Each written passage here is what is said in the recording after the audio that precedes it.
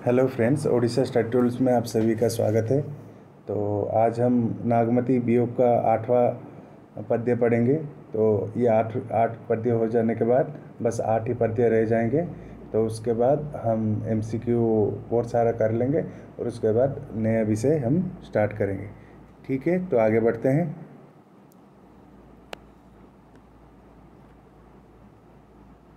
कार्तिकी शरद चंद उजियारी, जग शीतल हो बिरहे जारी। 14 करा चांद परगासा, जनहु जरे सब धरती आकाशा। तम मन सेज करे अगिदाहु, सब कह चंद खयऊ मोहि राहु। चहु खंड लागे अंधियारा, जो घर नाही कंत प्यारा। अबहु निठुर आऊ एही बारा, परब देवारी होई संसारा। सखी झूमक गावे अंग मोरी, हों झुराव बिछुरी मोरी जोरी। जेहि घर पियु सो मनोरथ पूजा, मोह कहाँ बिरह सवती दुख दूजा। सखी माने ट्यूराह सब गाई, देवारी खेली हो का गाँवों कंत बिनु। रही छार सिर मेली। तो पंक्ति का मैं व्याख्या करने वाला हूँ, एक एक पंक्ति दर पंक्ति। ठीक है। कार्तिक शरद चंद उजियारी, जग शीतल हों बिरहे जारी। कार्तिक मास में शरद ऋतु का चांद उजाला फैला रहा है। जगत शीतल है, लेकिन मैं बिरह की ज्वाला में जल रही हूँ। तो कार्तिक का मास आ गया। तो हमने देखा इससे पहले हमने इसमें नागमती वियोग में हम देख रहे हैं कि किस तरह से एक एक ऋतु एक से एक मतलब किस तरह से ऋतु का परिवर्तन हो रहा है। तो इससे पहले हमने देखा था ये सात वाले कविता में हमने देखा था कि उसमें कौन सी ऋतु है, उसमें आश्विन ऋतु है। ठीक है, आश्विन के बाद अभी कार्तिक आया है। ठीक है, कार्तिक मास में शरद ऋतु का चांद उजाला फैला रहा है।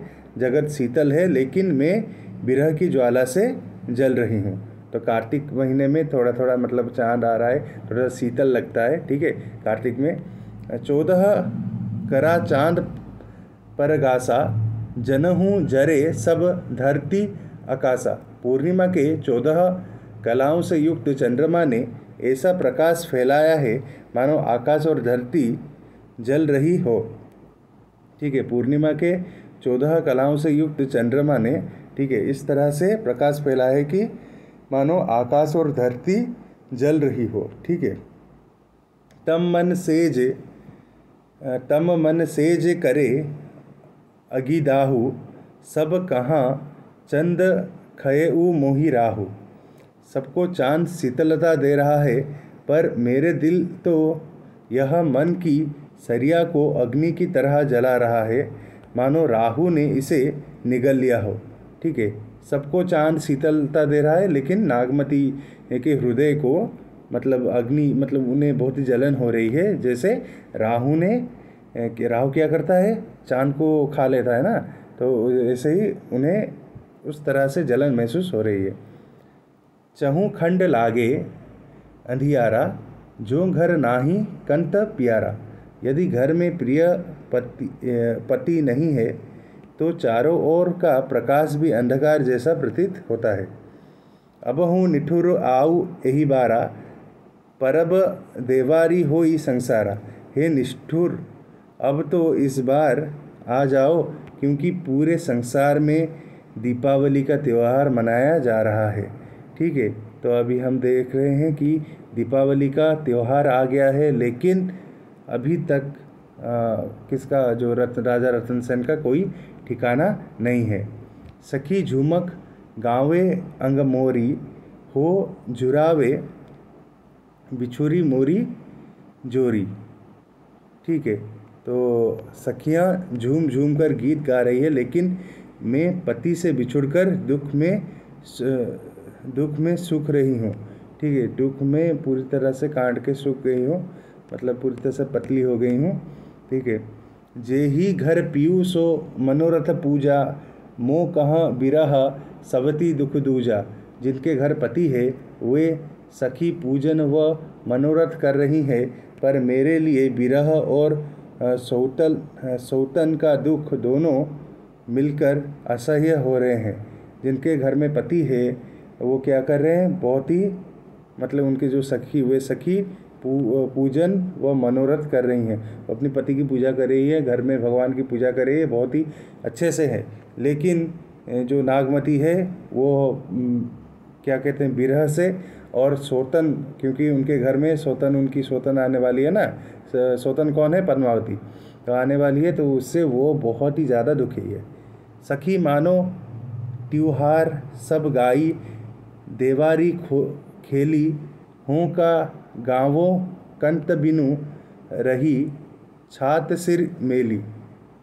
सखियाँ गाकर दीपावली का त्यौहार मना रही हैं, पर मैं क्या गाऊं जब मेरे पति नहीं हैं। मैं तो केवल राख सिर पर लगाकर शोक मना रही हूँ। तो यहाँ पे कहती हैं कि नागमती कि सब लोग दीपावली में मज़े कर रहे हैं, लेकिन वो कर नहीं पा रही हैं क्योंकि उनके पति नहीं है। कार्तिक शरद चंद उजियारी किस ऋतु का वर्णन है। इसमें किसका, शरद का वर्णन है, शरद ऋतु का वर्णन है। फिर कार्तिक मास में चंद्रमा कैसे बताया गया है। शीतल देने वाला, अगली समान, जलाने वाला, अंधकार में और सौंदर्यहीन। तो बी ही होगा इसका, नहीं, शीतल देने वाला। कार्तिक मास में वो शीतल देती है। ठीक है, शीतल देने वाला। तो इसका मैं जवाब भी टिक कर लेता हूँ। ठीक है, ये कहाँ गया यार, हाँ ठीक है, ये आ नहीं रहा है आज।